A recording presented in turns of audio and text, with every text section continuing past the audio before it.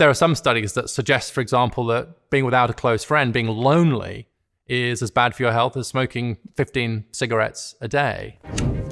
It's quite hard to measure friendships. What's the quality of that friendship? What's the quantity? When people say they have a certain number of friends, what does that mean? Does it mean how many friends they have on Facebook? It is difficult to get at this quantitatively, and also people, I think, are a bit reluctant to admit sometimes to not having friends. Loneliness is in some ways quite a stigmatized condition, and so actually getting people to admit to loneliness is something that social scientists really struggle with. I think a big question now is whether we're facing a friendship recession. That's a term that Daniel Cox, a scholar at the American Enterprise Institute, has used to describe this rise in the number of people who lack a certain number of close friends, who have fewer people to turn to in times of crisis. You need a shoulder to cry on, or at least someone to have a conversation with. That's less and less likely to be a friend now. And as society changes in all kinds of ways, technologically, economically, then I think it's important that we pay attention to what is very often an underappreciated human relationship, which is the friendship.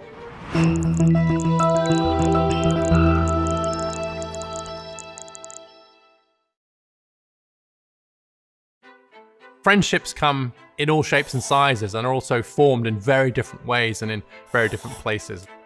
One way we form friends is just by being at the same school as somebody, by growing up in the same place. Another way is through the situations you find yourself in, through work.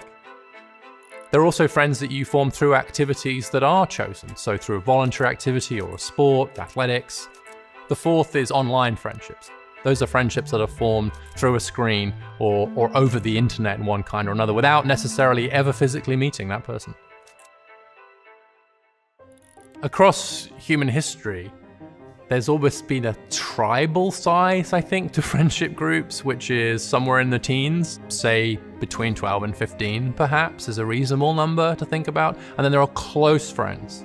Some people, of course, have no close friends, but most people have at least a close friend. And most people would say that the ideal number of close friends to have is somewhere around the 3 or 4 number.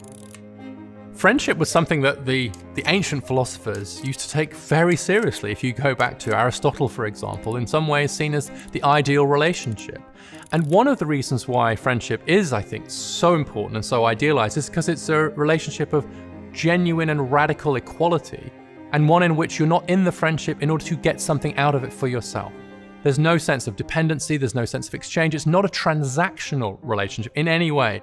And in most other occasions, relationships do contain some kind of transaction, some kind of what's in this for me. But the definition of a friendship is a relationship where there is nothing in it for you other than the relationship. We've seen a decline in lots of traditional institutions, including the family, people marrying later if they do marry, obviously in areas like religion, in some cases the labor market.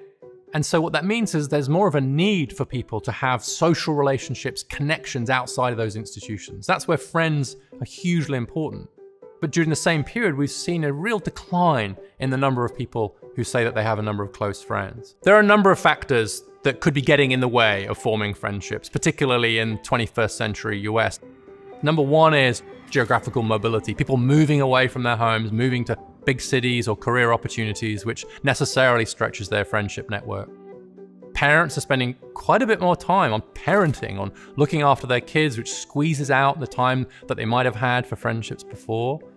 There's also a lot of emphasis on work and careers, what some scholars call workism, which is a sense that your identity is so wrapped up in your work that you don't have as much energy and time left over for friends. And then lastly, I'd point to the breakdown of relationships. As marriages break up or couples separate, that can be really fracturing of friendship groups that have been formed as a couple. Once they break up, the friendship groups very often get shattered as well. There are a few downsides to being without friends. One is lack of access to opportunities. It turns out that many people get a lot of jobs and opportunities and chances to go and do things through their friends. So friends do act as a communications information channel. But there are some quite profound effects on health too, mental health and even physical health. It's not exactly clear what the causal relationships are, what's going on, but it is clear that having friends is protective of your health in various ways. And so it's not just that being without friends can make you isolated in a sort of economic or a social sense, but it can also make you sad. And being sad, it turns out, is also bad in terms of your physical as well as emotional health. Today, 15% of young men say that they don't have a close friend. That was just 3% back in the 1990s. And so we're seeing a five-fold increase in the number of men who have no close friends. Back in 1990, almost half of young men, 45%, said that if they had to turn to someone in a time of trouble, it would be to a close friend. But now that's dropped to about 22%. And in fact, there are more men, about 36%, who say that they would go to their parents.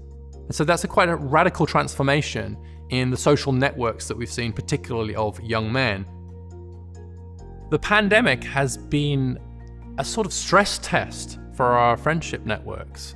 Interestingly, there we see that it's women who've been most affected, with more than half of women saying they'd lost touch with at least some of their friends. I think that's because female friendships are more based on physical relationships, on face-to-face time, whereas male friendships tend to be more mediated perhaps through activities or technology. We don't know for sure, but that gender gap is suggestive of the fact that women's friendships are more in need of more regular physical contact than male friendships are, which is maybe why women's friendships have borne the brunt of the impact of COVID on those friendship networks. There's obviously a dystopian version of how these trends could continue, which is a world of essentially atomized individuals without friends, isolated, sad, lonely, perhaps in ill health. I think that's why we have to pay real attention to these trends and to recognize that friendship is incredibly important for human flourishing and that people want to make friends. We're wired to want to be social creatures and to be friends, but that might be harder for us to do so in certain circumstances where we're under too much pressure, where we're too segregated, where the opportunities to cultivate friendship are not there. A key lesson that we learn is that friendships don't form themselves. Friendship is not a flower that just blooms all on its own. It's more like a woodworking project that you have to carve out and continue to work on.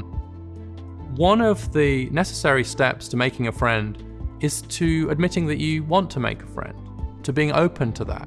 That requires a certain vulnerability. It requires you in some ways to reveal a need, a desire. And I think as we get older, there's sometimes a sense of shame that comes along with not having enough friends. And actually saying I need a friend is maybe one of the hardest sentences that any human being can utter.